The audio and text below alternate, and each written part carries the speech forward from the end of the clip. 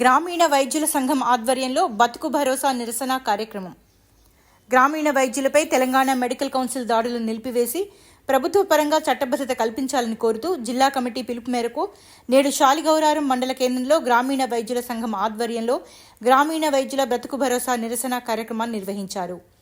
ఈ సందర్భంగా గ్రామీణ వైద్యుల సంఘం సీనియర్ వైద్యులు వీపూరి పరాంకుశం మాట్లాడుతూ తాము ఎన్నో ఏళ్లుగా గ్రామీణ ప్రాంతాల్లోనే ఉంటూ ప్రజలకు అన్ని వేళల్లో వైద్య సేవలు అందిస్తున్నందుకు గాను తమను గుర్తించి ప్రభుత్వం ద్వారా తగు శిక్షణ ఇప్పించి ఆరోగ్య సేవలు మా ద్వారానే గ్రామీణ ప్రాంతంలో అందించాలనే ఉద్దేశంతో స్వర్గీయ డాక్టర్ వైఎస్ రాజశేఖర రెడ్డి భావించారని, తాము ఐఎంఏ డాక్టర్ల వద్ద శిక్షణ కూడా పొందామని, శిక్షణ పూర్తి కావాల్సిన తరుణంలో అకస్మాత్తుగా వారు మరణించడంతో శిక్షణ ఆగిపోయిందని తెలిపారు.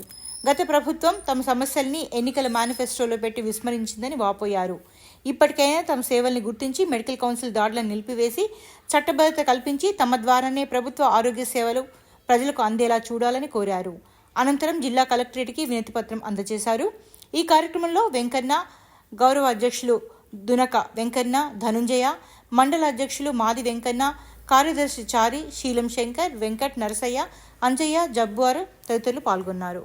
శాలిగౌరారం గ్రామీణ వైద్యుల సంఘ ఆధ్వర్యంలో బతుకు భరోసా ర్యాలీ మరియు మాకు దాడిని నిలిపివేయాలని, చట్టబద్ధత కల్పించాలని మేము ఈరోజు శాలిగౌరారం మండలంలో నిరసన ర్యాలీ నిర్వహించడం జరిగింది.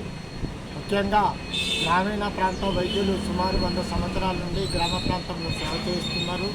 అదేవిధంగా కూడా ఇప్పుడున్న యువత ఉద్యోగం లేక, ఉపాధి లేక, కుటుంబాన్ని పోషించే లేక ఆత్మహత్యలు చేసుకున్న సమయంలో కుటుంబాన్ని పోషించే కొరకై ఐఎంఏ డాక్టర్ల దగ్గర 5-6 సంవత్సరాలు మేము శిక్షణ పొంది పేద ప్రజలకు మారుమూల గ్రామంలో అందరినీ ఆరోగ్య సేవలు అందని గ్రామంలో మేము పోయి అక్కడ వండుకుంటూ రాత్రి పగలు అనకుండా కూడా వారికి ఇచ్చినంత తీసుకొని వారికి వైద్య సేవలు అందిస్తూ వారిచ్చే డబ్బులతో మా కుటుంబాన్ని పోషించుకుంటున్నాము.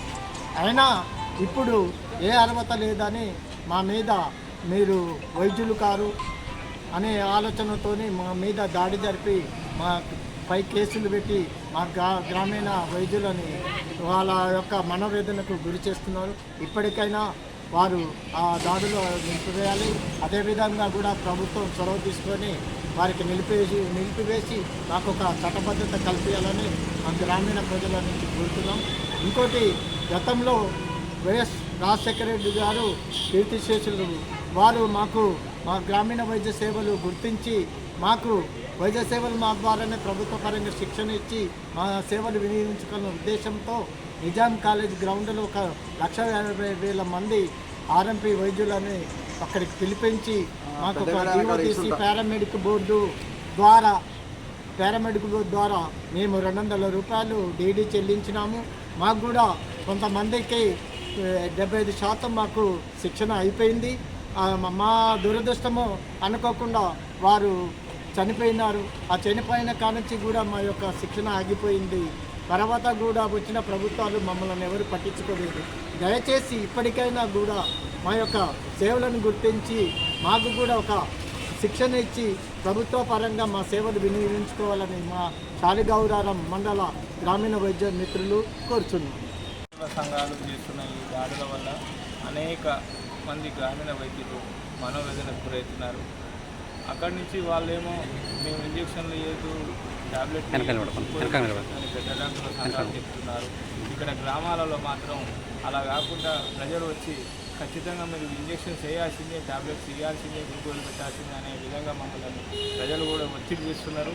మేము అటు పై వాళ్ళ పెద్దల మాటను గౌరవిస్తూనే ఇక్కడ చేసే విధంగా లేకుండా పోతుంది.